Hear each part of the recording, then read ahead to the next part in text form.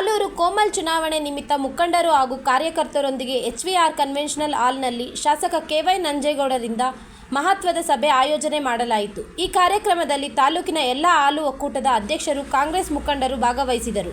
ಕೋಲಾರದ ಒಕ್ಕೂಟಕ್ಕೆ ತಾಲೂಕು ವತಿಯಿಂದ 3 ನಿರ್ದೇಶಕರನ್ನು ಆಯ್ಕೆ ಮಾಡಲಾಗುವುದು ಎಂದು ತಿಳಿಸಿದರು. Bureau report, Rashtradhwani news Kannada. Pushpa SV, Malur. First place Kolar. ಇವೆಲ್ಲ ಮಾಡಿಕೊಂಡು ನಾವು 360 ಕೋಟಿ ಪ್ರಾಜೆಕ್ಟ್ ಅನ್ನು ಮಾಡಬೇಕು ತಗೊಂಡ ತೀರ್ಮಾನ. ನನಗೆ ಒಬ್ಬ MD ಇದ್ದರು, ಸ್ವಾಮಿ ಅಂತ ನೆನಪು ಮಾಡ್ಕೋಬೇಕಾಗ್ತದೆ. ಅವತ್ತು MD ಇದ್ದರು ಮೊದಲನೇ ಅವಧಿಯಲ್ಲಿ. ನನ್ಗೊಂದು ಮಾತನ್ನ ಹೇಳಿದ್ರು, ಸರ್ ನೀವು ಒಳ್ಳೆ ಒಳ್ಳೆ ಯೋಜನೆಗಳನ್ನ ಮಾಡಬೇಕು ಅಂತ ನೀವು ಮಾತಾಡ್ತೀರಿ, ಹೇಳ್ತೀರಿ, ಅದ್ರ ದುಡ್ಡೇನ್ ಮಾಡ್ತೀರಿ ಸರ್ ನೀವು ಅಂತ. ಏನ್ ಮಾಡ್ಬೇಕು MD ಅವರೇ? ಸಾಲಕ್ಕೆ ಹೋಗ್ಬೇಕು. ಸಾಲಕ್ಕೆ ಹೋದ್ರೆ ಹಾಲು ಉತ್ಪಾದಕ ರೇಟ್ ಕಡಿಮೆ ಮಾಡಬೇಕು, ಸಾಲ ಕಟ್ಟಬೇಕು. ಹಾಲು ಉತ್ಪಾದಕ ರೇಟ್ ಕೊಡೋಕ್ಕಾಗೋದಿಲ್ಲ. ಏನನ್ನ ಯಾವ ಬಂದ್ರೆ ಒಕ್ಕೂಟ ಬಟವಾಡೆ ಮಾಡಕ್ ಕೂಡ ದುಡ್ಡುಗಳಿರೋದಿಲ್ಲ. ಏನ್ ಮಾಡ್ಬೇಕು ಅಂತ ಸಂದರ್ಭದಲ್ಲಿ ಸ್ವಾಮಿ MD ನಮ್ಗೊಂದು ಮಾತು ಕೊಟ್ರು, ಸರ್ ಇತರೆ ಖರ್ಚಿಗೆ ಏನೇನು ಖರ್ಚಾಗ್ತದೆ ಅದನ್ನೆಲ್ಲ ಒಂದು ಪಟ್ಟಿ ಮಾಡ್ತೀವಿ ಸರ್, ಎಲ್ಲ ಸ್ಟಾಪ್ ಮಾಡ್ಬಿಡಿ ಸರ್. ಹಾಲು ಉತ್ಪಾದಕ ರೇಟ್ ಕಡಿಮೆ ಮಾಡೋದು ಬೇಡ. ಡೆವಲಪ್ಮೆಂಟ್ಸ್ ಫಂಡ್ ಅಂತೇಳಿ ಪ್ರತಿ ಲೀಟರ್ಗೆ ₹1 ರಿಸರ್ವ್ ಮಾಡಿ ಸರ್. ಇವತ್ತಲ್ಲ ನಾಳೆ ಒಂದ್ ದಿವಸ ಗೊತ್ತಾಗ್ತದೆ ಸರ್ ನಿಮ್ಮ ಪ್ರಾಜೆಕ್ಟ್ಗಳಿಗೆ ದುಡ್ಡು ಹೆಂಗ್ ಬಂತು ಅಂತೇಳಿ. ನಾನು ಅದನ್ನ ಪ್ರಯತ್ನ ಮಾಡಿದೆ. ಆಡಳಿತ ಮಂಡಳಿ 2 ಆಡಳಿತ ಮಂಡಳಿಯಲ್ಲಿ ಕಷ್ಟ ಆಯ್ತು, ಒಪ್ಕೊಂಡಿಲ್ಲ. ಲಾಸ್ಟಿಗೆ ಆಡಳಿತ ಮಂಡಳಿ ಒಪ್ಪಿಸ್ಕೊಂಡು ಯಾವ್ದಾವ್ದು ಇತರೆ ಖರ್ಚುಗಳಿತ್ತು ಬೇಕಾಗಿರ್ಲಿಲ್ಲ ಅದೆಲ್ಲ ತೆಗೆದು ನಾವು ಪ್ರತಿ ಲೀಟರ್ಗೆ ಡೆವಲಪ್ಮೆಂಟ್ಸ್ ಫಂಡ್ಗೆ ಅಂತ ₹1 ಕೆಲಸ ಪ್ರಾರಂಭ ಮಾಡಿದ ಮೊದಲನೇ ಅವಧಿಯಲ್ಲಿ. ಇವತ್ತು 360 ಕೋಟಿ ರೂಪಾಯಿ ಪ್ರಾಜೆಕ್ಟ್ಗೆ ₹265 ಕೋಟಿ, ಸುಮಾರು ₹265 ಕೋಟಿ ಇವತ್ತು ಆ ದುಡ್ಡಿದೆ, ಡಿಪಾಸಿಟ್ ಅಲ್ಲಿ ಇದೆ. ನಾವು ಸಾಲವನ್ನು ಮಂಜೂರು ಮಾಡಿಸ್ಕೊಂಡಿದ್ದೀವಿ. ಸಾಲ ಮಂಜೂರು 100 ಕೋಟಿ ಸಾಲವನ್ನ ಮಂಜೂರು ಮಾಡ್ಕೊಂಡಿದ್ರು ಕೂಡ ಇವತ್ತುವರೆಗೂ ಆ ಸಾಲವನ್ನ ಟಚ್ ಮಾಡಿಲ್ಲ. ಸೋಲಾರ್ ಪ್ಲಾಂಟ್ ನನ್ನ ಪ್ರಕಾರ 4-5 ದಿವಸ ಚಾರ್ಜ್ ಆಗ್ತಾ ಇದೆ. ನಿನ್ನೆ ಬಂದಿದ್ರು, ಸರ್ ಸೋಲಾರ್ ಪ್ಲಾಂಟ್ ಕಂಪ್ಲೀಟ್ ನೋಡಿಯಪ್ಪ, ಎಲೆಕ್ಷನ್ ಕಾಯ್ಬೇಡಿ, ನಮ್ಮ ಉದ್ಘಾಟನೆ ಮಾಡಿ ದೊಡ್ಡ ಕಾರ್ಯಕ್ರಮ ಮಾಡಬೇಕು ಅಂತ ಕಾಯ್ಬೇಡಿ, ತಕ್ಷಣ ನೀವು ಚಾರ್ಜ್ ಮಾಡಿ. ಪ್ರತಿ ದಿವಸ ಕರೆಂಟ್ ಬಿಲ್ ಏನಾಗ್ತದೆ, ಪ್ರತಿ ತಿಂಗಳು ಏನಾಗ್ತದೆ ಉಳಿತಾಯ ಆಗಲಿ ಅಂತ ಹೇಳಿ ನಾನು ಹೇಳಿದೆ. ನಾನು ಸೋಲಾರ್ ಪ್ಲಾಂಟ್ ಫೈನಲ್ ಆಯ್ತು. 250 ಕೋಟಿ ಪ್ರಾಜೆಕ್ಟ್ ಅಲ್ಲಿ 80% MEK ಗೋಲ್ಡನ್ ಡೈರಿ, ಸುಮಾರು 250 ಕೋಟಿ ಪ್ರಾಜೆಕ್ಟ್ ಅದು 80% ಕೆಲಸ ಕಂಪ್ಲೀಟ್ ಆಗಿದೆ. ನನ್ನ ಪ್ರಕಾರ ಇನ್ನೊಂದು 4-5 ತಿಂಗಳಲ್ಲಿ ಉದ್ಘಾಟನೆ ಕೂಡ ಆಗುತ್ತೆ. ಐಸ್ ಕ್ರೀಮ್ ಪ್ಲಾಂಟ್ ಅದು ಕೂಡ ಸುಮಾರು 60-65% ಕಂಪ್ಲೀಟ್ ಕೆಲಸ ಆಗಿದೆ. ಆದ್ರೂ ಸಹಿತ ನಾವು ಸಾಲ ಮಂಜೂರಾಗಿದ್ರು ಕೂಡ ನಾನು ವಿರೋಧ ಪಕ್ಷದವರು ಕೂಡ ನಮ್ಮ ಪತ್ರಕರ್ತರ ಮುಖಾಂತರ ಒಂದು ಸಂದೇಶವನ್ನ ಕೊಡ್ತೀನಿ. ನಾನು ಮೊನ್ನೆ ಕೂಡ ಯಾರೋ ಪ್ರೆಸ್ ಅಲ್ಲಿ ಮಾತಾಡ್ತಾ ಇದ್ರು, ಪಾಪ ನಮ್ಮ ತಾಲೂಕಲ್ಲಿ ಸಭೆ ಮಾಡಲಿ ಅವ್ರ ಪಾರ್ಟಿ ಅವ್ರು, ನಾನದು ಟೀಕೆ ಮಾಡಕ್ ಹೋಗುದಿಲ್ಲ.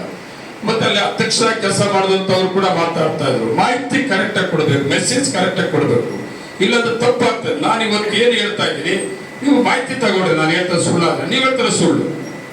ಸಾಲಕ್ಕೆ ಸಿಕ್ಕಾಕ್ಬಿಟ್ಟಾರೆ, ಒಕ್ಕೂಟ ಲಾಸ್ ಎಲ್ಲ ಇದೆ ಅಂತ. ನಾವು ಇಷ್ಟೆಲ್ಲ ಪ್ರಾಜೆಕ್ಟ್ ತಗೊಂಡಿದ್ರು ಕೂಡ ಸಾಲ ಡ್ರಾ ಮಾಡಿಲ್ಲ, ಟಚ್ ಮಾಡಿಲ್ಲ. 360 ಕೋಟಿಯಲ್ಲಿ 265 ಕೋಟಿಯಲ್ಲಿ ಇಟ್ಕೊಂಡೇ ಕೆಲಸ ಮಾಡ್ತಾ ಇದ್ವಿ. ಹಾಲು ಉತ್ಪಾದಕ ರೇಟಲ್ಲಿ ಕೊಡ್ತಾ ಇದ್ವಿ. ನೀವ್ ಯಾರು ಏನು ಮಾಡ್ಲಿಲ್ಲ.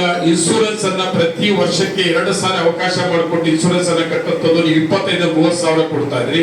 ಇವತ್ತು 70,000 ಇನ್ಶೂರೆನ್ಸ್ ಕೊಡೋದು, ಮತ್ತೆ ಕ್ಲೈಮ್ ಮಾಡೋದು. ಇನ್ಶೂರೆನ್ಸ್ ಡೆತ್ ಆದ್ಮೇಲೆ ನನ್ನ ಪ್ರಕಾರ 1-1.5 ತಿಂಗಳ ಒಳಗಡೆ 70,000 ರೈತರಿಗೆ ಸೇರಂತವದಿರ್ಬೋದು.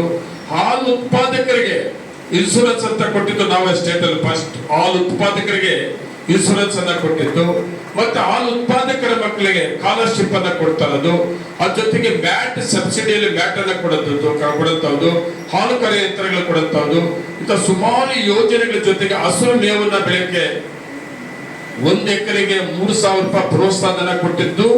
ಅಭಾವದಲ್ಲಿ ಕರ್ನಾಟಕ ರಾಜ್ಯದಲ್ಲಿ ನಾವೇ ನಮ್ಮ ಒಕ್ಕೂಟನೆ 1 ಎಕರೆ ಯಾರಾದ್ರೂ ರೈತ ಹಸಿರು ಮೇವು ಬೆಳಿತೀನಿ ಅಂತ ಬಂದ್ರೆ ಅವ್ರಿಗೆ ಬೀಜ ಕೊಟ್ಟು ₹3,000 1 ಎಕರೆ ಕೊಡ್ತಾ ಇದ್ದೀವಿ.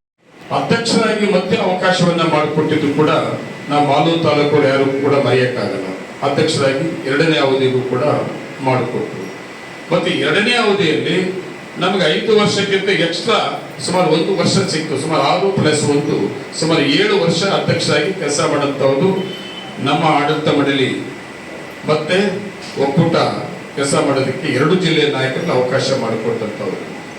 ಆ ಸಂದರ್ಭದಲ್ಲಿ ಮೊದಲನೇ ಅವಧಿಯಲ್ಲೂ ಕೂಡ ಪ್ರಯತ್ನ, ಎರಡನೇ ಅವಧಿಯಲ್ಲೂ ಕೂಡ ನಾವು ರಾಜ್ಯದಲ್ಲಿ ಕೋಲಾರ ಒಕ್ಕೂಟ ಒಂದೊಂದು ಹೇಳ್ತೀನಿ ನಿಮಗೆ. ನಾನು ನಿರ್ದೇಶಕನಾಗಿ ಹೋದಾಗ ಒಂದು ಟ್ರೈನಿಂಗ್ ಕರ್ಕೊಂಡು ಹೋದಾಗ ನಮ್ಮ ರಾಜ್ಯದಲ್ಲಿ 14 ಹಾಲು ಉತ್ಪಾದಕರ ಸಹಕಾರ ಸಂಘಗಳಿರ್ತದೆ, 14 ಒಕ್ಕೂಟಗಳಿರ್ತದೆ. ಕರ್ನಾಟಕ ರಾಜ್ಯದ 14 ಒಕ್ಕೂಟಗಳಿರ್ತದೆ. ಟ್ರೈನಿಂಗ್ ನಮ್ಗೆ ಕರ್ಕೊಂಡು ಹೋದಾಗ ನಮಗೆ ತೋರಿಸೋದು 14ನೇ ಸ್ಥಾನದಲ್ಲಿ ಕೋಲಾರ ಮತ್ತು ಚಿಕ್ಕಬಳ್ಳಾಪುರ ಒಕ್ಕೂಟ 14ನೇ ಸ್ಥಾನದಲ್ಲಿ ಇತ್ತು. ಟ್ರೈನಿಂಗ್ ಅಲ್ಲಿ ನಮಗೆ ತೋರಿಸ್ತಾರೆ. ಏನು 14ನೇ ಸ್ಥಾನ? ಉತ್ಪಾದನೆ ಆಗಿರ್ಬೋದು, ಗುಣಮಟ್ಟ ಆಗಿರ್ಬೋದು, ಇದರಲ್ಲಿ 14ನೇ ಸ್ಥಾನದಲ್ಲಿ ಕೋಲಾರ ಒಕ್ಕೂಟ ಇತ್ತು. ನಮ್ಗೆಲ್ಲ ಆಶ್ಚರ್ಯ ಆಯಿತು. ಅಂತ ಒಂದು ಒಕ್ಕೂಟ ಅವಕಾಶ ಸಿಕ್ಕಿದಾಗ ಇವತ್ತು ನಾನು 7 ವರ್ಷ ಅವಕಾಶ 2 ಜಿಲ್ಲೆಯ ನಾಯಕರುಗಳು ಮತ್ತೆ ಆಡಳಿತ ಮಂಡಳಿ ನಿಮ್ಮ ಆಶೀರ್ವಾದದಿಂದ ಒಕ್ಕೂಟಕ್ಕೆ ಹೋದ್ಮೇಲೆ ಆ ಒಕ್ಕೂಟದಲ್ಲಿ ಇಲ್ಲಿವರೆಗೂ ಸುಮಾರು 40 ವರ್ಷ ಬೆಂಗಳೂರಿಂದ ಸಪರೇಟ್ ವಿಭಜನೆ ಆಗಿ ನಮ್ಮ ಕೋಲಾರ ಚಿಕ್ಕಬಳ್ಳಾಪುರ ಒಕ್ಕೂಟ ಆದ್ಮೇಲೆ ಬೆಂಗಳೂರಿಂದ ಬಂದಾದ್ಮೇಲೆ 40 ವರ್ಷದಲ್ಲಿ ಸುಮಾರು 7 ವರ್ಷ ಅಧ್ಯಕ್ಷರಾಗಿ ಕೆಲಸವನ್ನ ಮಾಡಂತ ಅವಕಾಶ ಯಾರಿಗೆ ಸಿಕ್ಕಿದೆ ಅದು ಮಾಲೂರು ತಾಲೂಕವ್ರಿಗೆ ಮಾತ್ರ ಅಂತೇಳಿ ಇವತ್ತು ದಾಖಲೆ ಆಗಿದೆ.